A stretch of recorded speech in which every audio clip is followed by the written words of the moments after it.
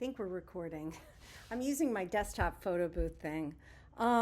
Hey, so a big topic at the conference this week, I'm back home, but a big topic at the conference was using CHAT GTP to write. A lot of professors are freaking out about CHAT GTP and how people are going to use it to write essays. Well, it might be the end of the essay, right? The world changes. We can't expect things to last forever. But when it comes to screenwriting, I don't know if you're wondering if you're tempted to use it. I'm tempted, and I might do it, although I don't really know what ChatGTP is, ha ha ha. But I did see a short film that was pretty much designed and written by ChatGTP. And what was interesting about it was that it's what we call in the game in screenwriting, writing on the nose. So writing on the nose is when your characters are saying in dialogue exactly what they think. Like, I am sitting here in this chair. I'm looking out the window. I'm wondering about my friends. I wonder where they are today. Just people don't really say exactly what's on their mind. That's why we sort of say dialogue is the icing on the cake. What's the character doing? I remember once I had a conversation with one of my neighbors, and her husband had died, and he was the nicest guy, and I liked him so much, not as much as she did, but I just thought he was so great. And I swear to God, she walked by my house, and I was like, I'm so sorry about Peter, and I thought he was such a wonderful person, and I'm here for you no matter what you need. I'm always going to be here.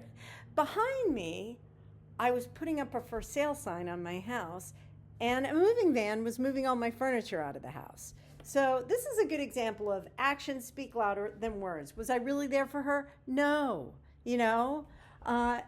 In some ways, I was so sad that he had died that I kind of just felt like leaving the whole neighborhood. What can you do?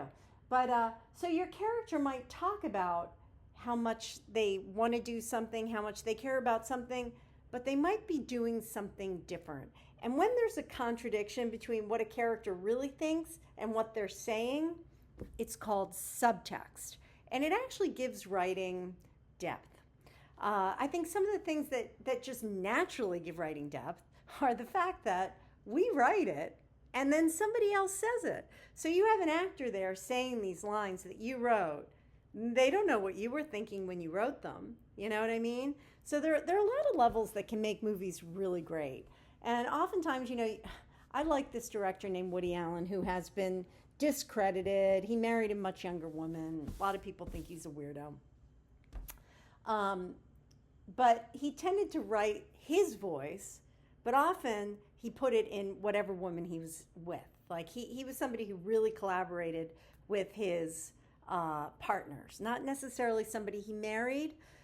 He didn't really, he finally got married very late in life, but he liked to have a woman partner, and he would often create a character that had depth because he was writing his voice through her. And it can work. So a lot of the times we'll tell you as a writer, oh, you have to really know the voice of your character. But sometimes what makes a fun character is having the voice of an adult in a young person. Like in my writing group, we've been reading, we just read the old Charles Dickens novel, David Copperfield. And there's a contemporary novel by a woman called Demon Copperhead. And they're sort of parallel stories and totally, I guess it's really just 150 years later. But one of the things that makes David Copperfield so charming is that he's like a tiny little adult in a 10-year-old's body going around and doing things, because eventually he becomes a writer. So he puts his writerly voice into this little boy. Demon Copperhead doesn't. So, I personally think that Barbara Kingsolver, even though she's one of the most popular writers in America, it's like, look at the text again, lady.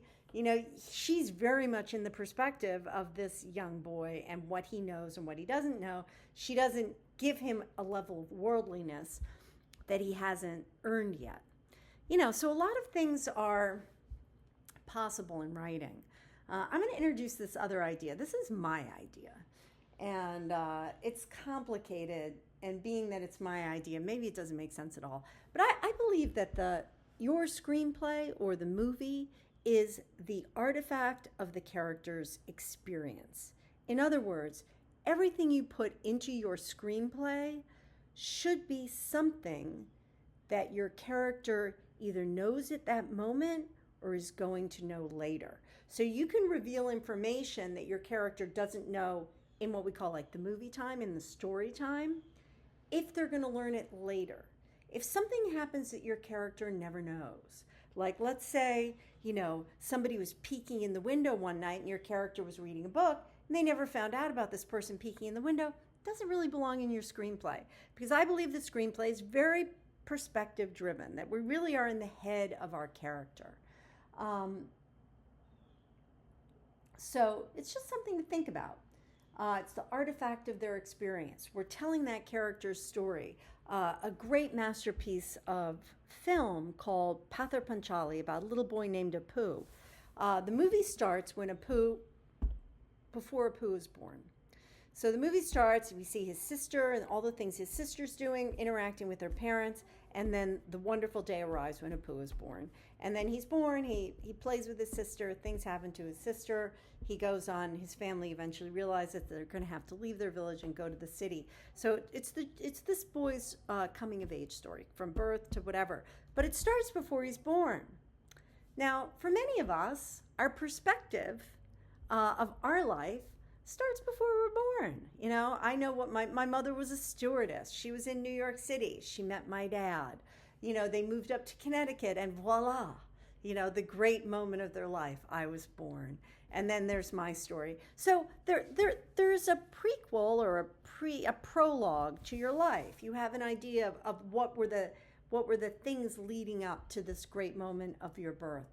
And even at your birth, you're not aware. You can say, I was born in Connecticut. Hell, man, I wasn't there. I don't really know.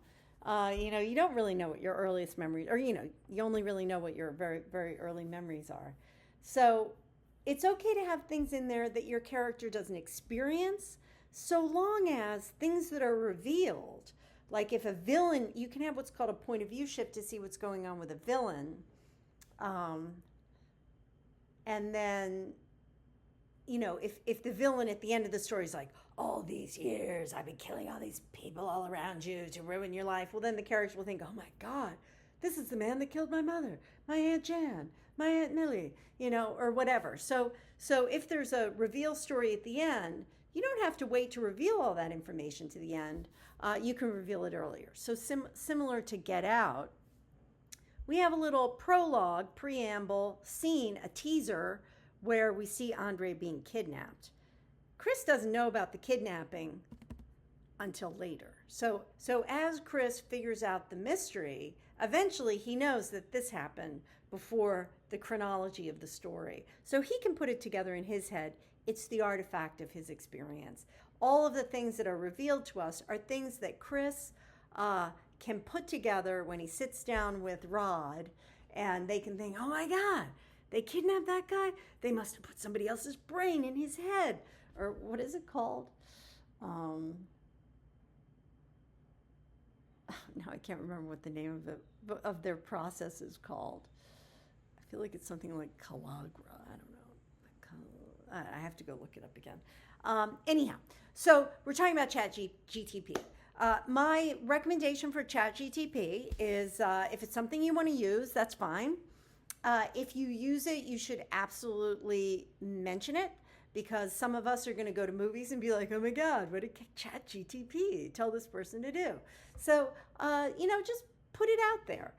This screenplay idea started with a prompt to CHAT GTP to create a screenplay, blah, blah, blah. So I'm not saying don't do it. We're allowed to use all the tools we have. And that's sort of what all the screenwriters were talking about when we were at the conference. It's like, we tell students to look in the newspaper, to look at other things that they love and think about a story that they can tell that's similar. There are no new ideas, right? All of our stories are going to start with the beginning. There's a middle and an ending. Even putting the ending at the beginning and the beginning at the end. It's been done. All right, so CHAT GTP. Yeah, I might try it. Let's see. All right, Have a great Sunday, and tomorrow you get to write your opening. So writing your opening should be a good experience. We tell writers, we always say you have to outline first and then write, but I think you need to write your opening before you know what your outline is. You need to see the world of your character. You need to hear your character's voice. So yeah. So now that you know your story, start thinking about, where does it start? How can I have a visual that kind of shows what's going on in this world? Yeah. So that should be the fun part.